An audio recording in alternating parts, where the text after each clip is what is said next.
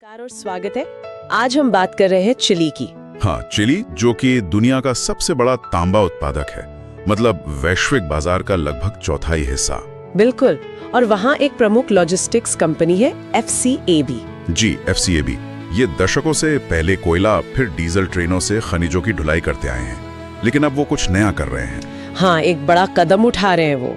हमारे पास एक वीडियो से जानकारी है अंतोफगास्ता शहर से। अच्छा। वहाँ एक बहुत ही दिलचस्प तकनीकी बदलाव हो रहा है। बात हो रही है दक्षिण अमेरिका की पहली हाइड्रोजन इंजन वाली ट्रेन की। पहली हाइड्रोजन ट्रेन दक्षिण अमेरिका में? हाँ, और ये चीन से आई बिल्कुल नई ट्रेन है। तो चलिए इसे और करीब से समझते हैं। हाँ, जरूर। आखिर इस ट्रेन में ऐसा क्या खास है? देखिए, इसमें हाइड्रोजन के 20 सिलेंडर लगे हैं। 20 सिलेंडर? हाँ, और ये चल सकती है, मतलब ट्रैक कैसा है, चढ़ाई है या ढलान, उस पर निर्भर करता है। करीब 166 किलोमीटर एक बार में। अच्छा, 166 किलोमीटर? फिलहाल तो उन्होंने शुरुआती परीक्षण किए हैं बंदरगाह और उनके अपने गोदाम के बीच एक छोटे रास्ते पर। मतलब अभी बस टेस्टिंग चल रही है? हाँ, बिल्कुल। ये देखने के लिए कि सब ठीक से काम कर रहा है या नहीं। तो ये तो शुरुआती कदम हुए। आगे की क्या योजना है? क्या इसे लंबी दूरी पर इस्तेमाल करेंगे? बिल्कुल, योजना तो यही है। भविष्य में इसे बंदरगाह, पास के देश बोलिविया और जो दूर तांबे की खदानें हैं ना, हाँ, उनके बीच लंबे दूरी के रूट पर चलाने का प्लान है।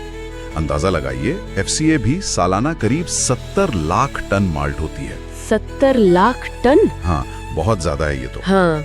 और इसमें ज्यादातर तांबा ही होता है, तो जाहिर है उनके पूरे ऑपरेशन के लिए ये बदलाव बहुत बड़ा है। लेकिन एक सवाल आता है मन में, डीजल इंजन तो ठीक चल रहे थे सालों से, फिर अचानक ये हाइड्रोजन पे इतना जोर क्यों? हाँ, ये अच्छा सवाल है।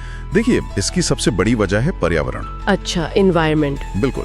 FCAB का लक्ष्य है कि 2030 तक वो अपना कार्बन उत्सर्जन 30% कम करें। ओह, 30%। हाँ, और जैसा कि उस वीडियो में भी बताया गया है, मालगाड़ियों में प्रदूषण का जो मुख्य सोर्स है वो उनके डीजल इंजन ही होते हैं। तो ये कदम उनके सस्टेनेबिलिटी गोल्स, मतलब टिकाऊ विकास के लक्ष्यों का एक बहुत अहम हिस्सा है। हाँ, और मैंने ये भी सुना है कि चिली में रेलवे नेटवर्क चलाना कोई आसान काम नहीं है। पहाड़ है, रेगिस्तान है। आपने बिल्कुल सही सुना। उनका जो रेलवे नेटवर्क है करीब 700 किलोमीटर लंबा। 700 किलोमीटर? हाँ, वो बहुत मुश्किल इलाकों से गुजरता है। ऊंचे पहाड़ हैं, सूखा रेगिस्तान है, कई जगहों पर तो पटरियों की सीधी खड़ी चढ़ाई है, बहुत स्टीप। बाप रे।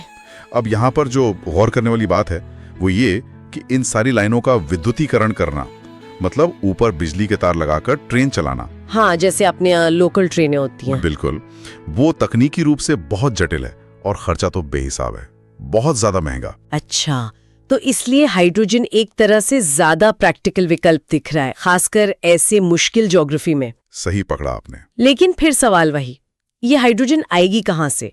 मैंने सुना शुरुआत में ब्राजील से आ रही है। हाँ, अभी के लिए तो वो ब्राजील से मंगवा रहे हैं, जहाँ इसे बायोमास से बनाते हैं। बायोमास मतलब जैविक कचरे से? हाँ, जैविक कचरे वगैरह से।